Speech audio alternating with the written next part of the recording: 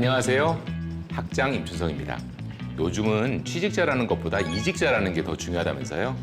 한 직장에서 수십 년을 보내는 저 같은 대학 교수는 카운슬러로는 인기가 없습니다. 어떤 분들이 인기냐면요. 하나씩 이 점을 찍습니다. 그것을 연결해서 선이 되게 하는 분들. 네이버, 쿠팡 이런 점들을 거쳐 지금은 디리셔스 대표를 맡고 계신 분입니다. 이분을 모시고 커리어 별자리 얘기 좀 들어보도록 하겠습니다. 반갑게 박수로 맞아주세요.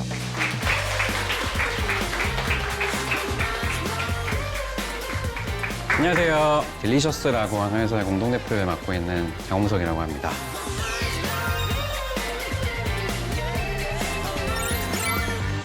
아마도 많은 분들이, MZ세대 분들이 성장에 되게 관심이 많으실 것 같아요.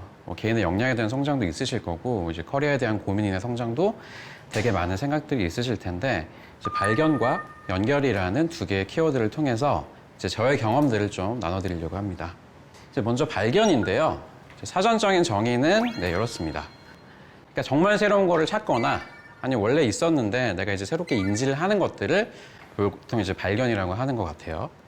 첫 번째는 이제 저에 대한 발견. 제가 어떤 발견들을 했는지 제 커리어를 좀 담아서 말씀을 드려볼게요. 예술의 철학적 이해. 이게 뭘까요? 대학교 과목명이에요. 예술을 철학적으로 이해한다. 듣기만 해도 머리가 아프시죠? 제가 대학교에서 이제 컴퓨터공학을 전공을 했어요. 유일하게 A+를 받은 과목입니다. 그래서 그 당시 이제 취업을 하기 위해서 삼성전자라는 되게 훌륭한 기업에 지원을 해서 인터뷰를 갔어요. 머리 좀 희끗희끗하신 임원분들이 계셨는데 그 당시에는 그렇더라고요. 이제 학점을 전공과 교양을 분리를 해서 이제 입력을 해야 되는 뭐 그런 시스템이어서 그렇게 썼죠. 면접을 갔더니 제가 부끄럽게도 전공의 학점은 3점이 되지 않습니다. 하지만 교양의 학점은 상대적으로 되게 높고요. 임원분들이 이제 그러시더라고요. 자네는 대학에서 뭐 했나? 전공은 컴퓨터공학인데 전공 학점은 되게 낮고 교양은 되게 높고. 그래서 그 당시에 제가 들었던 생각은 물론 뭐 전공을 잘못 선택했다 이런 거라기보다는 제가 관심이 있는 거는 좀 사람에 대한 호기심이었던 것 같아요. 사람을 관찰하는 걸 되게 좋아하고 저 사람은 왜 저렇게 행동을 하는 것일까? 이런 것들에 대한 물음표가 되게 많은 사람이라는 거를 이제 대학 동안 좀 깨달았던 것 같아요. 네, 대학교에서는 약간 그런 스스로에 대한 발견을 좀 했던 것 같고요. 이제 그 다음에 이제 사회생활을 하면서 첫 직장 이동통신사에 들어갔어요. IT 직군으로 들어가게 됐고요. 이제 이때가 2007년이거든요. 아이폰이 나온 그때예요.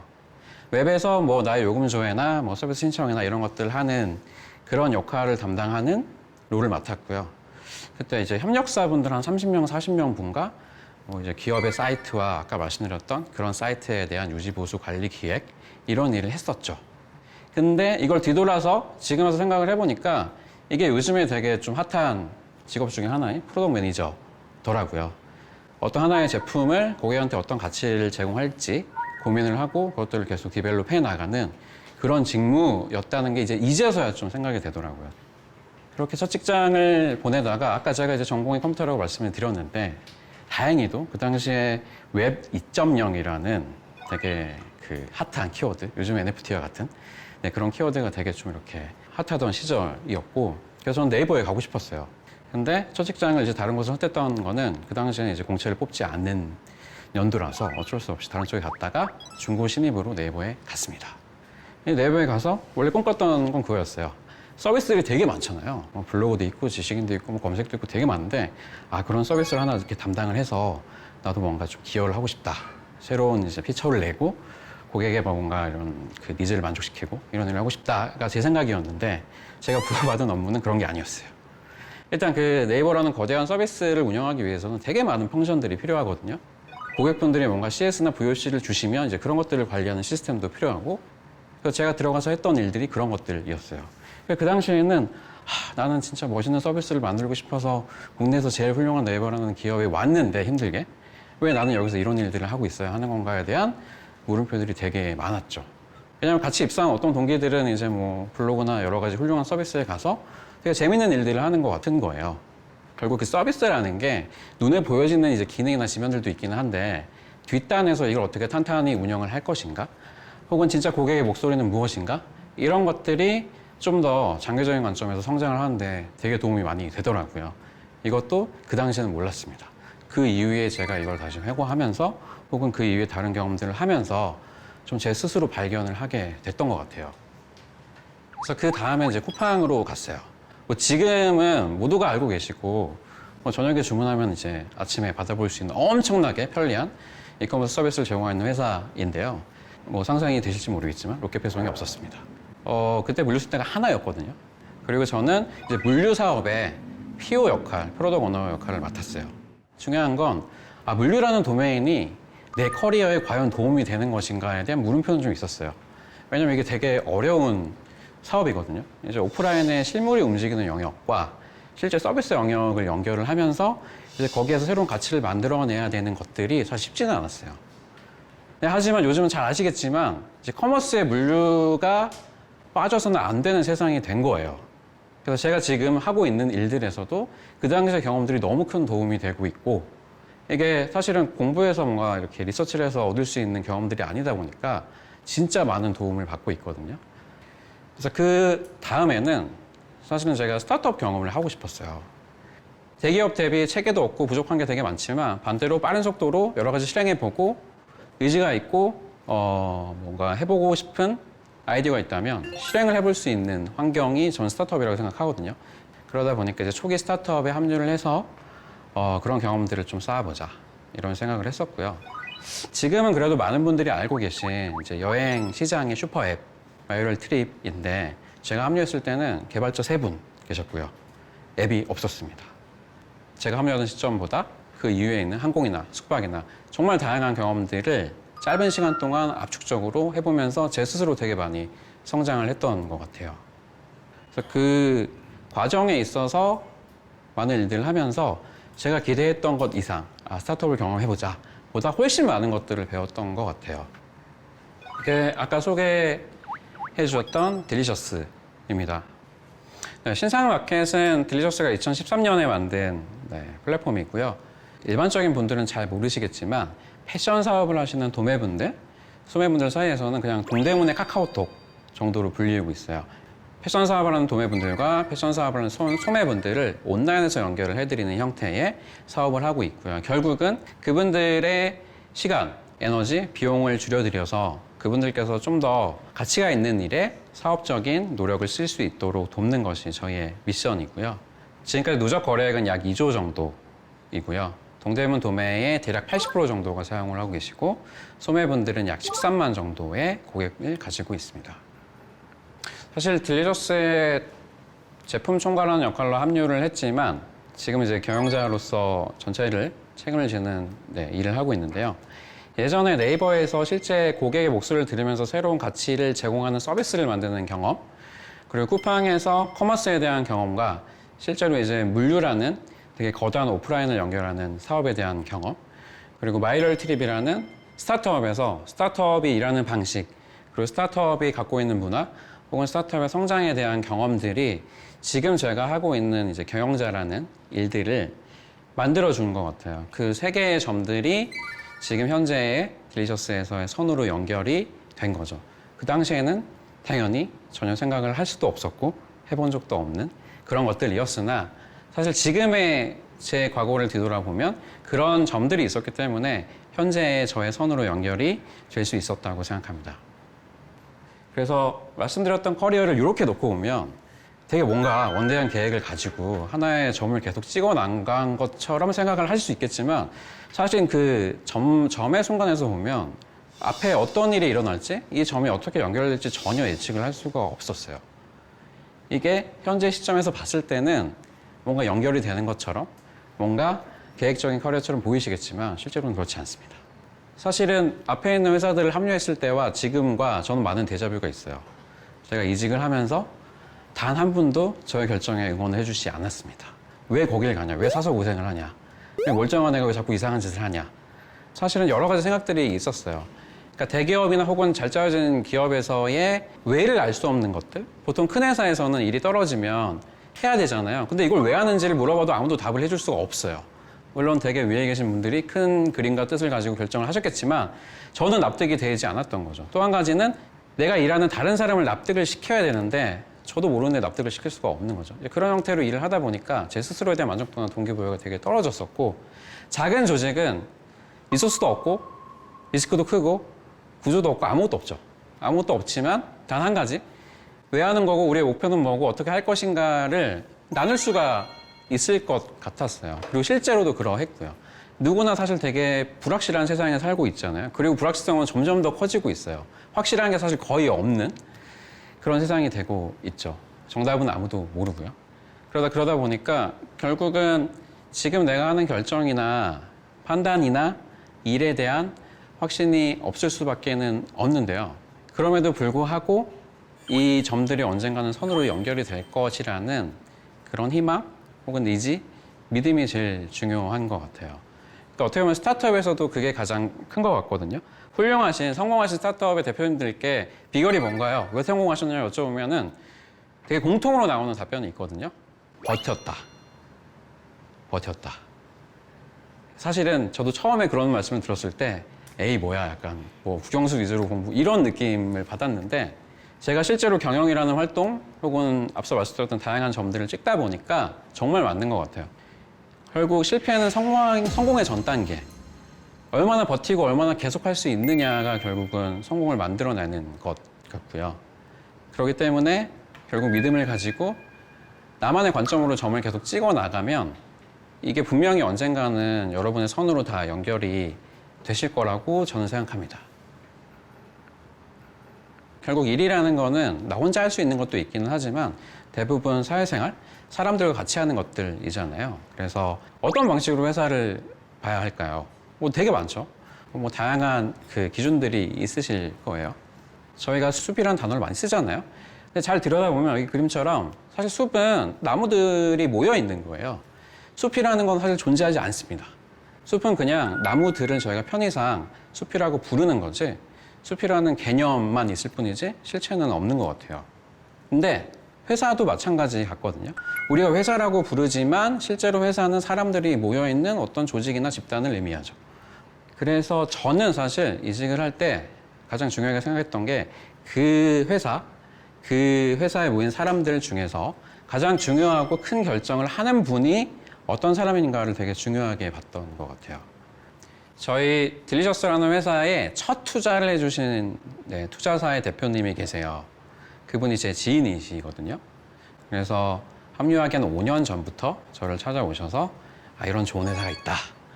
대표님을 한번 만나달라. 말씀을 주셨어요. 저는 말씀을 드렸죠. 죄송하다. 난 시간이 없고 바쁘다.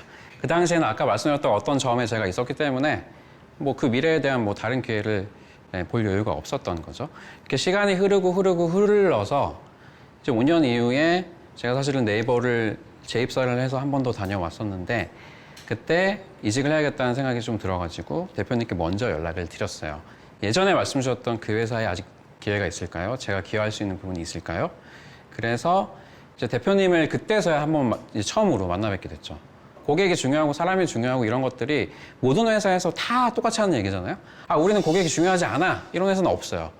근데 중요한 건 정말 그 회사에서 그런 형태의 경영과 결정을 하느냐는 좀 다른 얘기인 것 같거든요. 그러니까 회사에 수익이 있고 고객의 나쁜 경험이 있을 때 어느 쪽을 선택을 할 것인가. 당연히 회사의 수익을 좀 더 고려를 할 수밖에는 없고요. 근데 제가 이제 합류에 대한 말씀을 나눴을 때 그 당시에 딜리셔스 혹은 신한마켓 대표님이 가졌던 생각 혹은 그간의 경험들은, 저희는 사업자분들이 고객이시기 때문에 사실은 신뢰라는 게 되게 중요하거든요. 사업에 있어서 내가 저 사람을 믿고서 계속 거래를 할 수 있을까에 대한 게 신뢰이고 믿음인데, 그런 부분을 되게 중요하게 생각하셨던 것 같아요. 그래서 일예로 도매분들은 저쪽 동대문 DDP 근처 30개 빌딩에 모여 계신데 그분들을 모셔올 방법이 없어요. 유일한 방법은 찾아가서 알리는 거. 전단지 만장을 진짜 찍어가지고 만장을 다 돌렸어요. 도매 매장을 다니면서.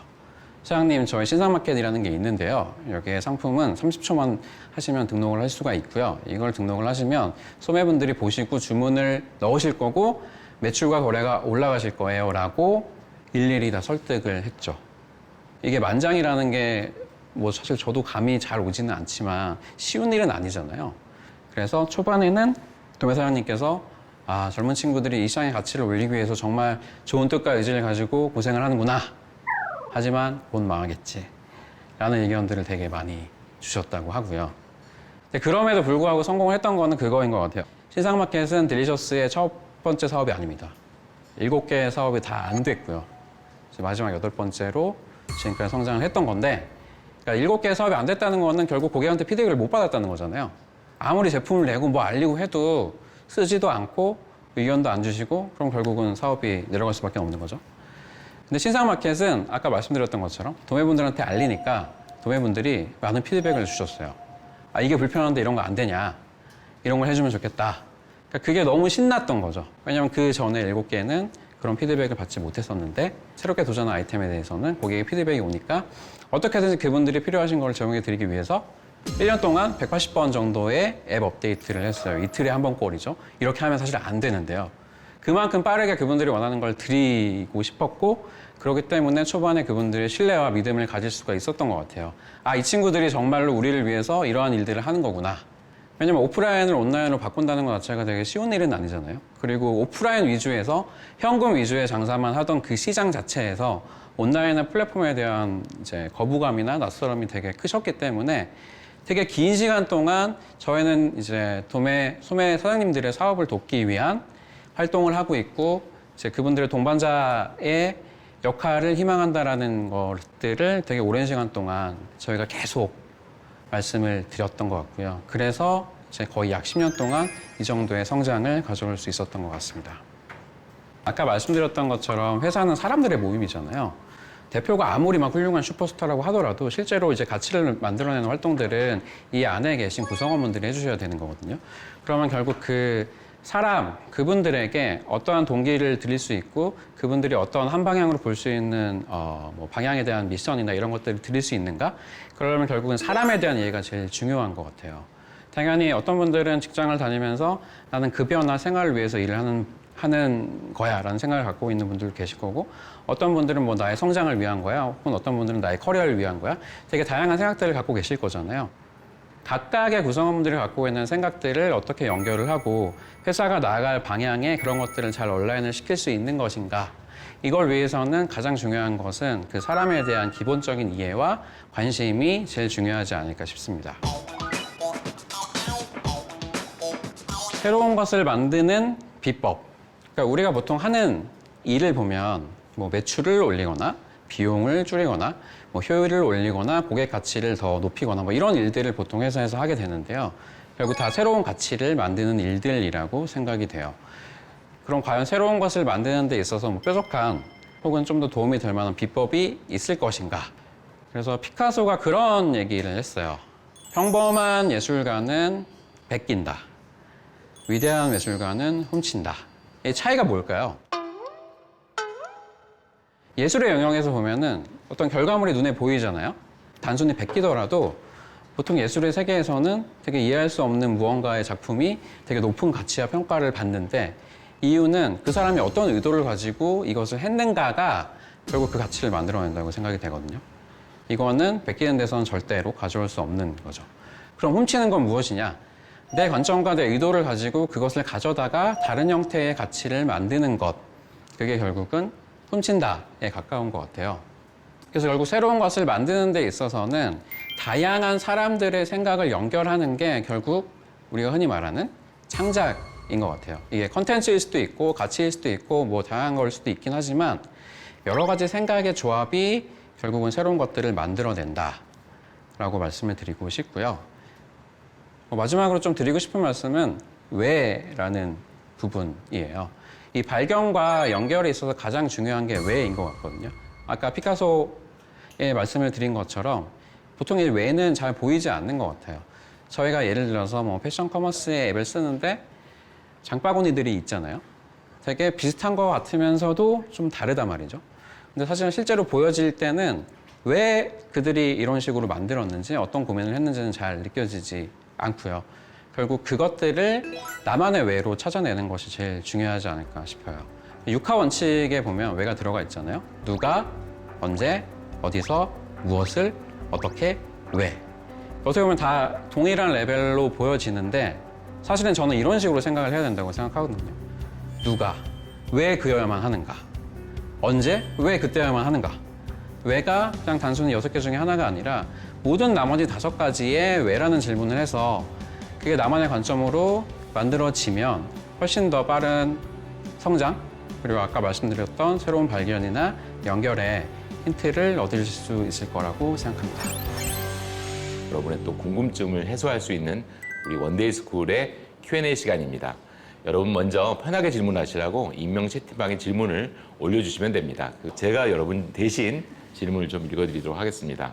실패는 성공의 전 단계라는 말씀을 해주셨는데 대표님께서 실패하셨던 구체적인 경험도 한번 들어보고 싶다고 합니다.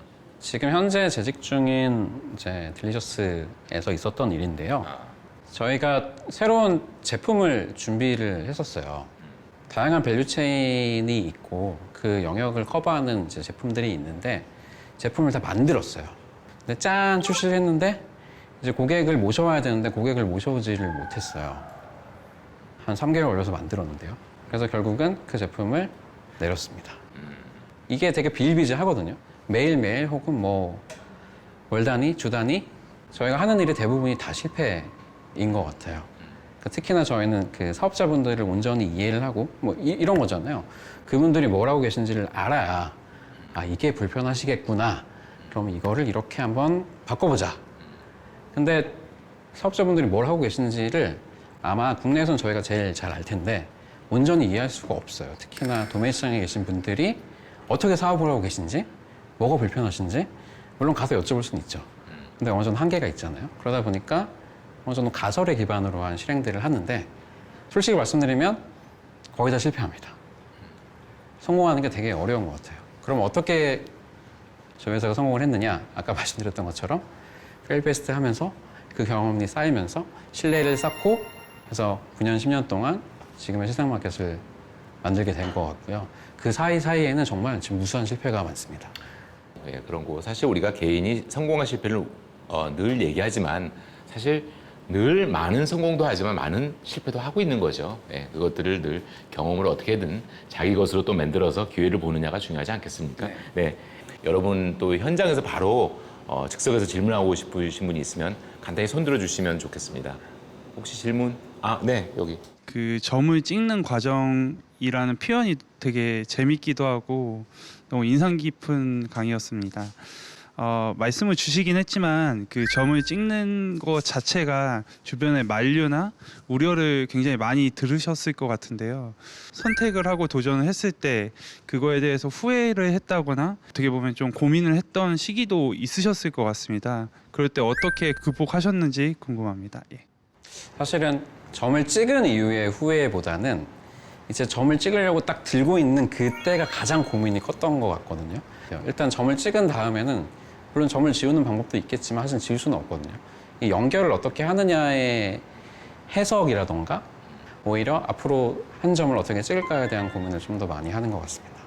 하지만 외롭습니다. 아무도 지지해주지 않은 길을 가는 거는 정말 힘들고 어려운데요. 아까 말씀드렸던 것처럼 선으로 연결이 될 것이다 는 믿음. 근데 이게 믿음이 약해질 수가 있기 때문에 뭐 예를 들면 스티브 잡스의 그 영상을 되게 힘들 때면 찾아본다거나 혹은 책을 읽어봐요. 훌륭하신 분들이 하시는 얘기 다 비슷한 얘기를 하세요. 버텨야 된다, 믿어야 된다, 사랑이 중요하다. 그래서 그런 것들로 좀 이렇게 제 에너지와 뭐 좀 긍정적인 믿음을 계속 북돋는 편입니다. 후회가 되지만 또 후회에 머물러 있으면 안 되고 더 그 다음에 나가야 될 어떤 고민과 동력으로 그 후회를 좀 덮는 그런 말씀을 해주신 것 같습니다. 자, 이제 수업 끝낼 시간입니다. 원데이 스쿨은 앞으로도 계속 열심히 연결하겠습니다. 다음 시간에 뵙겠습니다. 감사합니다.